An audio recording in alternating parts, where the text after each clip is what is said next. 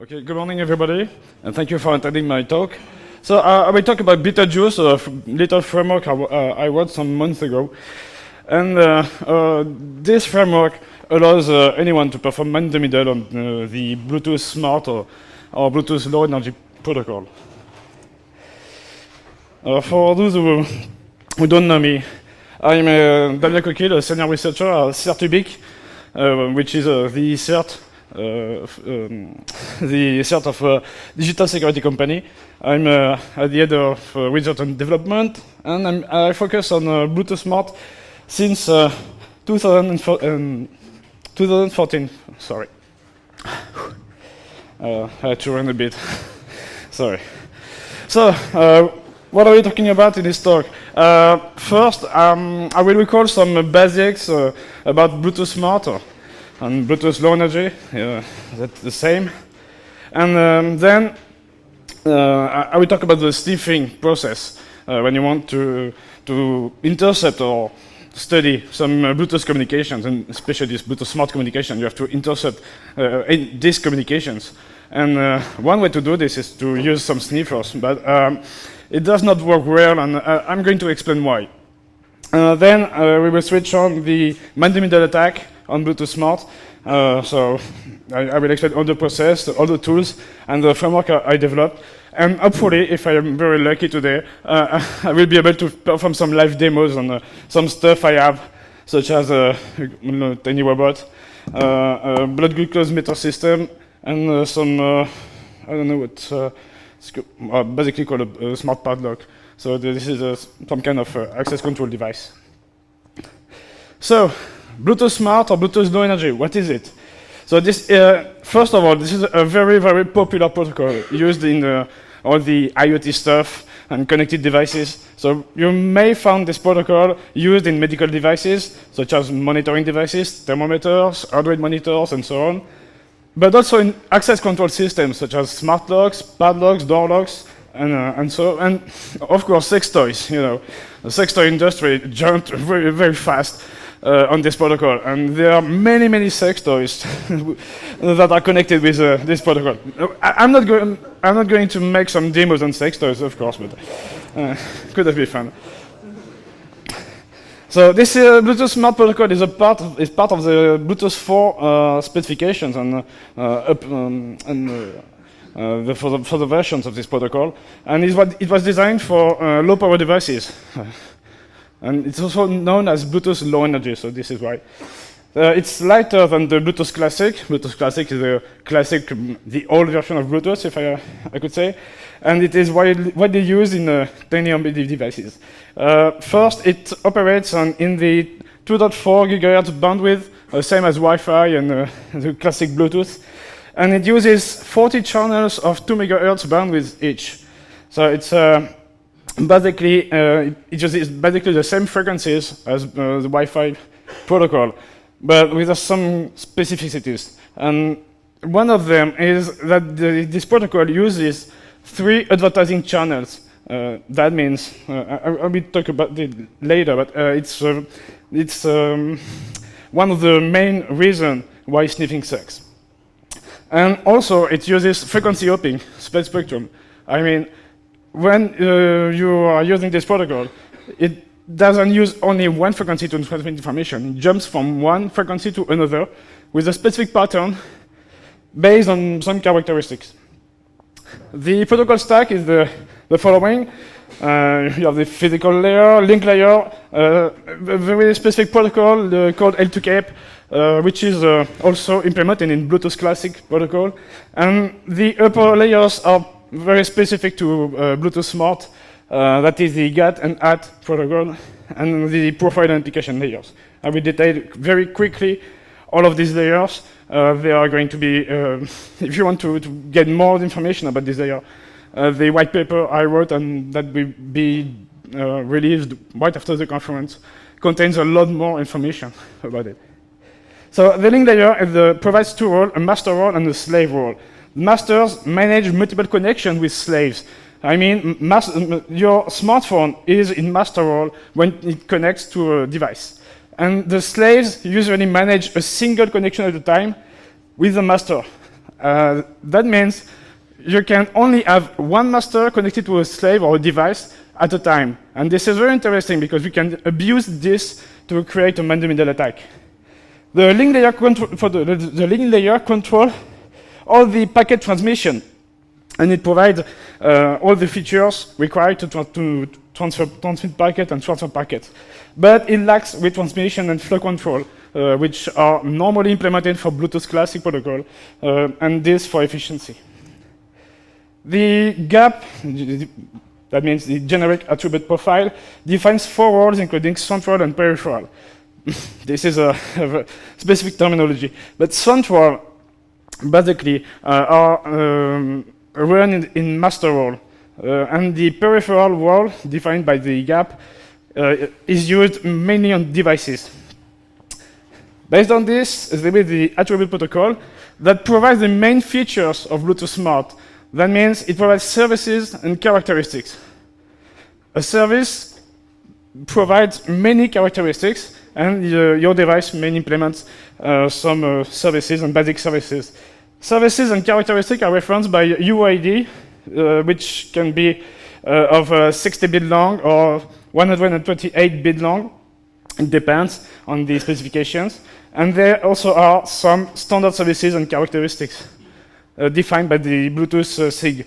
I mean, if you want to create a device that will be used to monitor your blood pressure or your temperature, every thermometers or blood pressure systems will use the same profile and must implement the same services and characteristics for interoperability. So if you have an application that want to use some kind of Bluetooth-enabled, I don't know, thermometer, all the thermometers would implement these services and characteristics.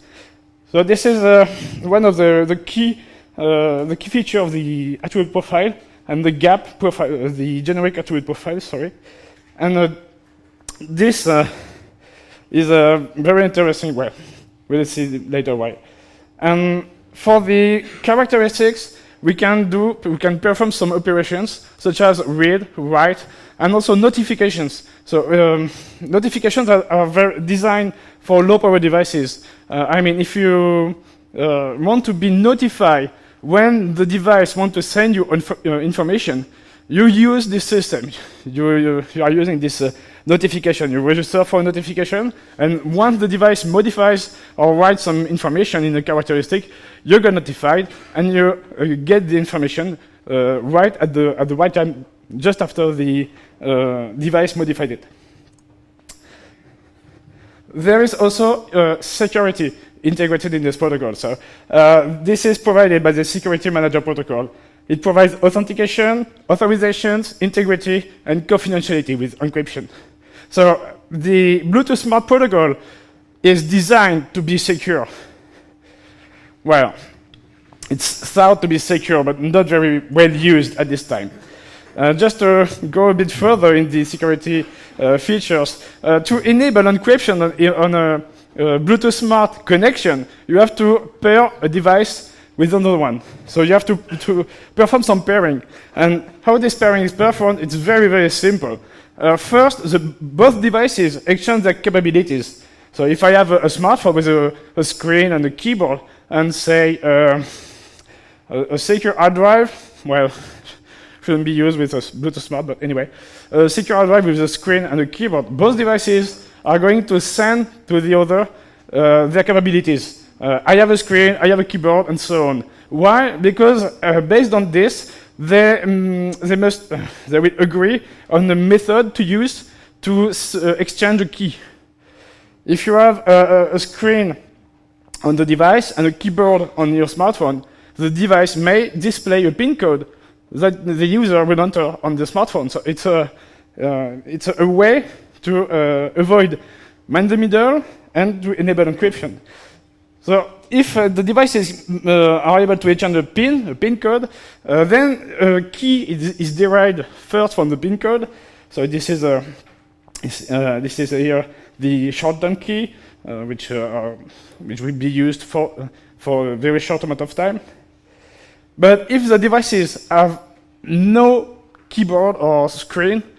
There is a default mode, which is very interesting because it's called the Just Works mode, the Just Works pairing. And basically, the pin code is the default one. So basically 4 zeros. So of course, the keys derived from this are not so different, but this is a weakness of this pairing system. But if it's well performed and well used, then the long-term key exchange at the end is very secured. And the key process here is that this pairing must be done in a secure area. So once it's done, the key are exchanged, and then both devices may communicate securely. So for you pair once, and then every time you create another communication or connection through Bluetooth Smart, it will be secured, encrypted with these keys. So if someone tries to intercept the communication or sniff the communication, everything is encrypted, and you cannot break the key until you are sniffing this pairing process. When you want to create a connection, a Bluetooth Smart connection, you have to perform some steps. First, you have to know that the peripheral sends advertising packets. What are these packets? It's basically some packets telling what the device is, what's its name, and what are its capabilities. And it's sent over one of the 3 advertising channels. So generally, every device sends on the 3 channels in a specific order. But at a given time, it sends just an advertising packet on a channel. Then the central, listening on the advertising channel, got the advertising packet and sent a connection request. So this is a specific packet asking for the creation of a connection. And when the connection request is received, the device initiates the connection, and they start jumping from one channel to another, one frequency to another. So it becomes very difficult to follow this communication if you don't have the parameters used to jump from one channel to another. So this is one of the key problems when you try to sniff this system. So why sniffing sucks? First of all, you have to use dedicated devices. Here are 2 of them, the Adafruit Bluetooth LA Sniffer and Ubuntu One. Maybe some of you have already played with this kind of tools. So these are basically sniffers for the Ubuntu One based on some SDR stuff, and the Bluetooth LA Sniffer is based on the firmware written by Nordic Semiconductor, which is the manufacturer of the chipset. So these sniffers work, but it's very, very inaccurate, because if you have already used this, you may have experienced a lot of problems with them. Because if you want to sniff correctly a connection, a Bluetooth Smart connection, you have to intercept at the right time the advertisement packet and the connection request packet. And since we have 3 advertising channels, you have to be lucky to sniff at the right time on the right channel to get this packet. I mean, you have one chance out of 3 to get this connection initiation and to get the connection request packet. And you can only sniff the connection if you got this packet. So this is one of the problems we may face. So you have to be lucky. And another problem is the sniffer itself. Why? Because the sniffer for Ubuntu, for instance, it's based on SDR. So if you have a lot of noise in the around this frequency, you will get this noise, and your sniffer may try to disassemble or analyze what looks like a Bluetooth Smart packet, but in fact that's not a Bluetooth Smart packet. So it wastes time decoding some noise, and you may miss the right packet because of this. And a lot of security researchers faced this problem. And here, Sami Kamka are trying to perform some kind of sniffing on Bluetooth Smart protocol. So he used some kind of an aluminum basket from IKEA with some tricks just to be sure to intercept the correct communications. And it doesn't work well because the sniffer is inaccurate, as I said. So I spent some months thinking about a new way to intercept communication, Bluetooth Smart communications, and to get valuable data from this. I mean, I wanted to have a tool, a very efficient tool, able to intercept these communications. So the approach I designed is a very common approach. It's based on man-in-the-middle attacks. And the fact is, it's easier to create a new device with exactly the same characteristics, not the Bluetooth Smart characteristics, but the same global characteristics, and force someone to connect to this fake device. So the idea is to create some kind of proxy with a dummy device that your smartphone will connect to, and then forward all the operations, the GET operations, to the real device. And remember what I told you at the start of this talk. Many devices only manage one connection at a time. So all you have to do is just to create a connection between your proxy and the real device. And once this connection is made, both proxy and device will start jumping from one channel to another. So it will not advertise itself no more. So it's very easy then to create a new device with exactly the same characteristics and advertise it on the 3 advertising channels. So this way, we force the smartphone to connect to our dummy device, and that's it. It's very efficient, it works, and it's more reliable than the sniffing system. Pairing is not very a problem no more because we can handle the pairing between the proxy and the smartphone. And you don't need some specific hardware or expensive hardware because it works with a standard BT4 USB adapters. So, even the ones that are already installed in your system, on your motherboard. So for this, we need a dedicated proxy to perform this man-in-the-middle attack. So the proxy connects to the target device. I create a profile. So it it listens for every services, every characteristics, get all of this, because this is announced based on the Bluetooth Smart protocol. And then it creates a dummy device that looks exactly the same with every services and characteristics, and just waits for connection on this dummy device, and then relays everything, every operation, to the real one. So the working of this man-in-the-middle tool or man-in-the-middle framework is very similar to well-known HTTPS proxies. For instance, if you're very familiar to Burp or Zap, this is exactly the same, but for Bluetooth Smart. The architecture of this framework is very simple. We have a proxy, which is a piece of code providing all the stuff to connect to a real device, and then a core system that proxifies everything and creates the dummy device. And on top of this, I built a web UI, okay, a web user interface that you may use to see what happens, and also some bindings in Node.js and Python in order to interact with some kind of command line interface. So if you want to automate some attacks, it's possible with this. So with this framework, we can perform some live GET operations and data sniffing. This is a burp-like interception, as I said, like OWASP or ZAP or burp. And it also provides a web user interface and some export features. But there are some drawbacks using this technique. You have to use 2 machines because the Linux stack, the Linux implementation of the Bluetooth devices does not allow for the Bluetooth 4 specifications 2 stacks for two adapters. It's the same stack for both of your adapters, so if you have both of them, or 3 of them, or 4 of them, I don't know. But this is there is a single stack, and this will mess with this attack. That means you cannot create a dummy device and connect to a real device at the same time. So this is why we use 2 machines to solve this problem.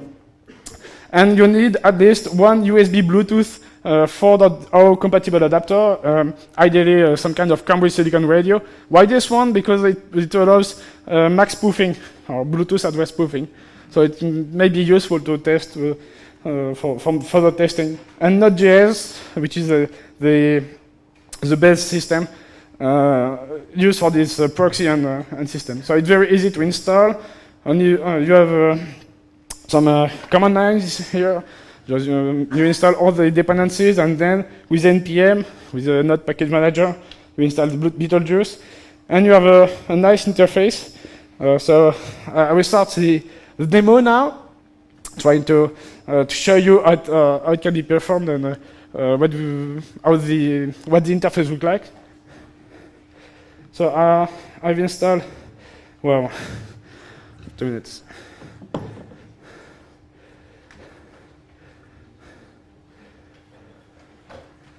So here it is. So I've installed all the software and started almost all the stuff.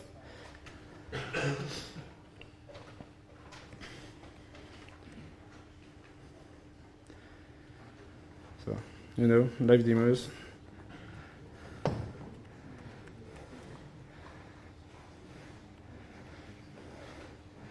Okay.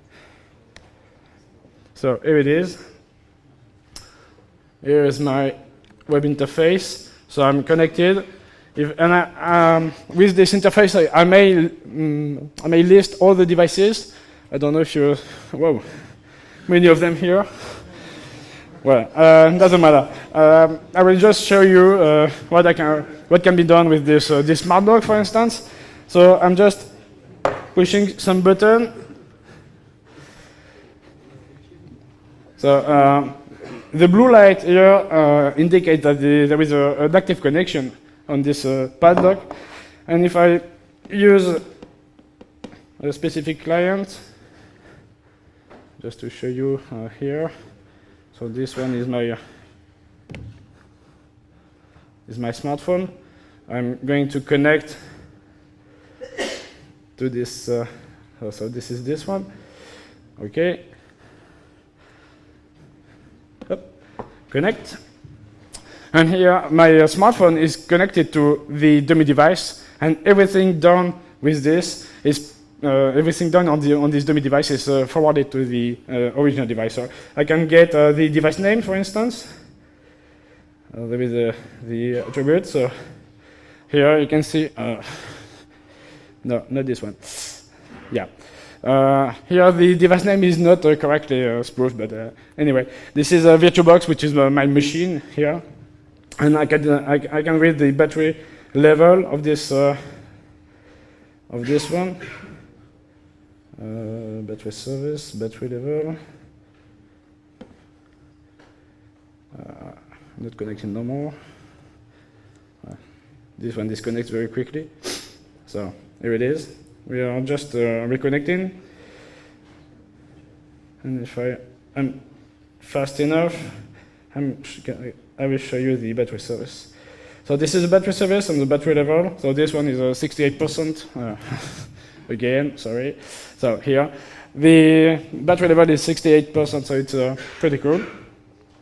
So with this interface, it's very easy to perform some kind of stuff, and of course with the bindings we can do many more fun stuff, such as messing with the battery level. If I want to perform some kind of modifications, on-the-fly modifications, I can use this attack. So this is basically some Python script performing the on-the-fly modification. The code is a bit awkward, but the working of this attack is very simple. It provides 100% battery level, and then it decreases each time the characteristic is read. So I'm going to use it. So this is this one.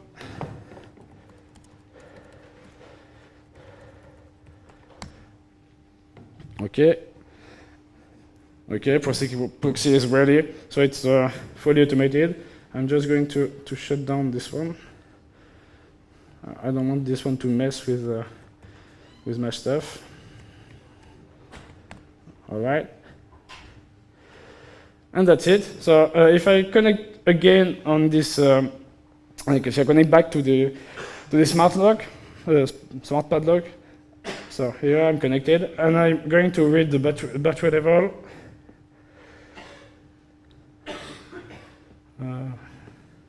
Did it work? No, it's not connected. Not ready to work again. Come on.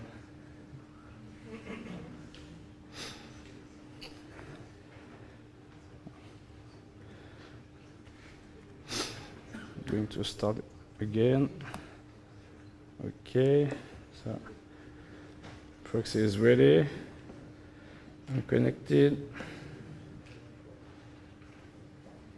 This is the problem with demos. I don't know how many time left.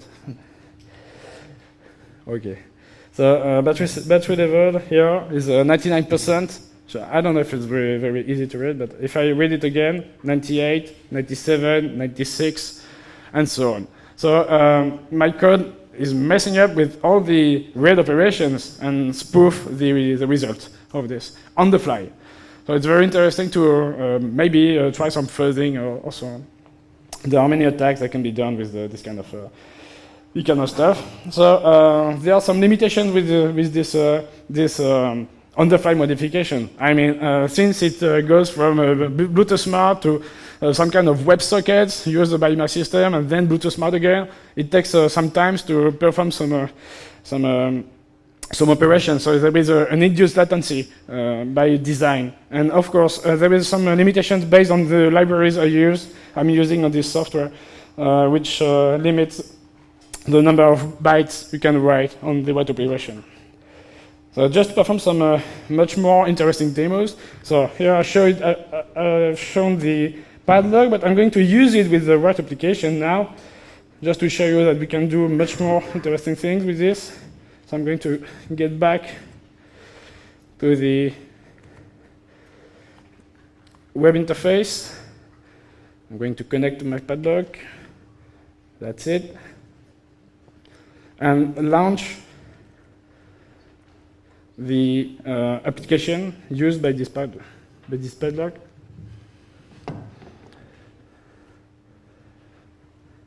So this padlock is already registered. I can unlock it if I want. As you can see, it's open. But the fun stuff is that if you look here at the data sent by this padlock, it's very written in very little policy. So here, you can see 1, 2, 3, 4, 5, 6, 7, 8. This is not some kind of random data. If you look at my configuration with my padlock, this is exactly the pin code I set for this padlock. So it's sent in clear text without any authentication or encryption.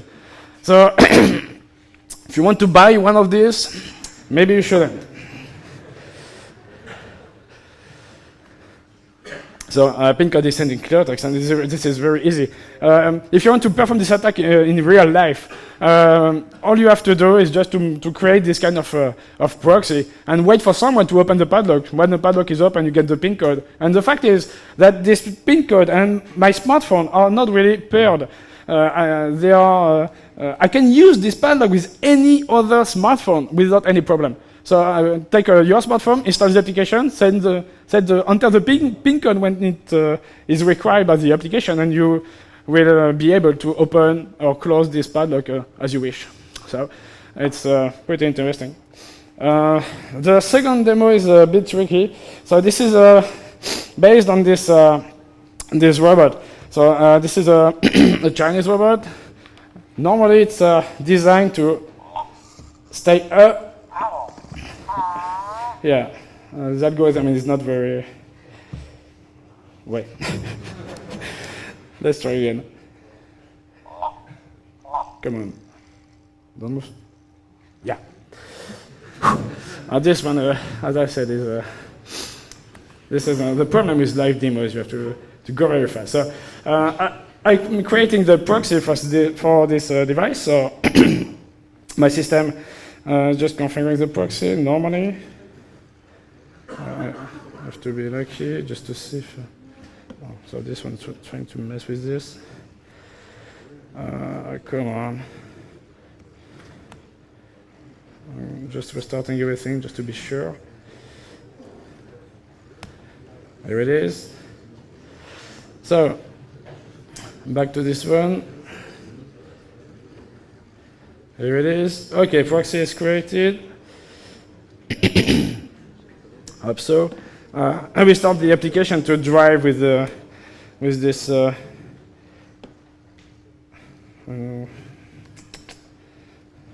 Try to connect. So it takes some time to connect to the dummy device. Hope this works. Nope, it was not my proxy. Sorry. This one. Just give me 2 minutes.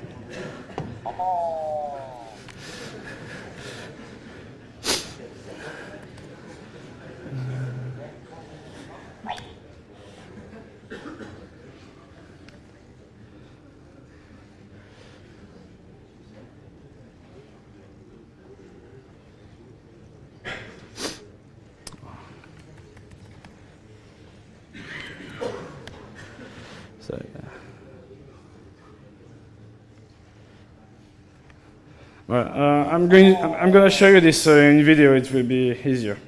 How long is your video? Sorry?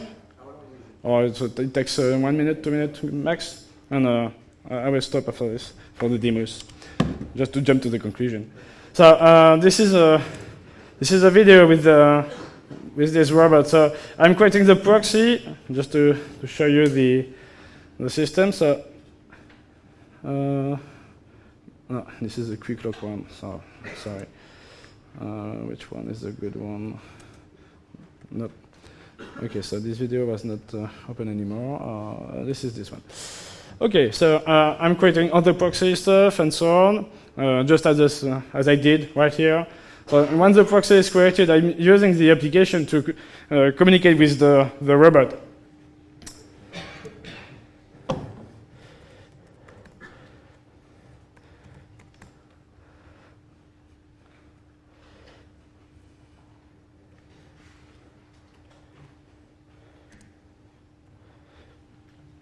Well, the fun stuff is about what we are going to hear. So, when I modify this value with the value 1 in this particular write operation, it makes the robot beeps. But if you modify it to 2, so this is obviously not is not used by the normal firmware, but it was introduced in the firmware by the developers. So this is a hidden feature, of course. So by using my framework, it's very easy to test some values of first with the characteristics.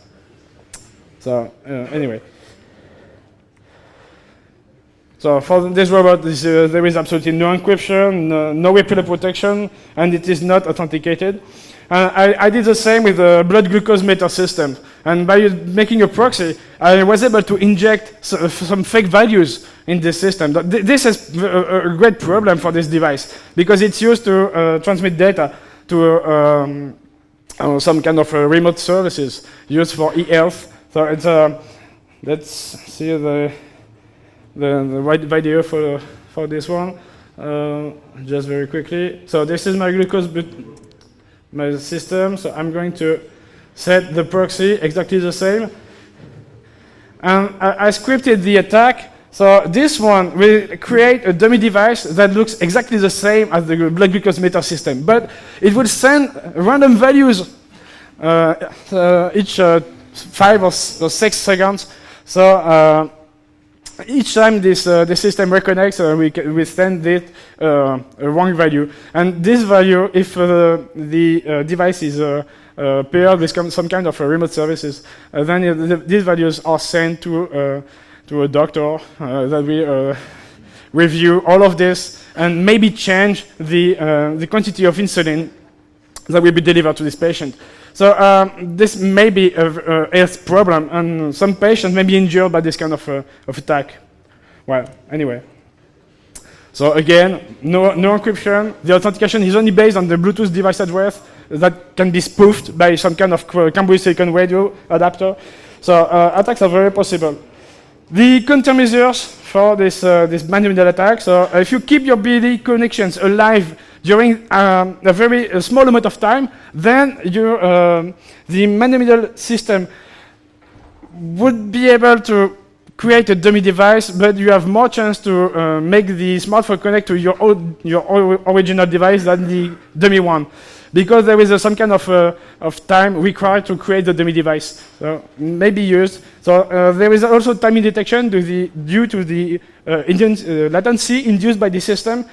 And if out of band or pin code pairing is required, then there is some kind of user interaction, and you cannot perform this kind of attacks in the real world.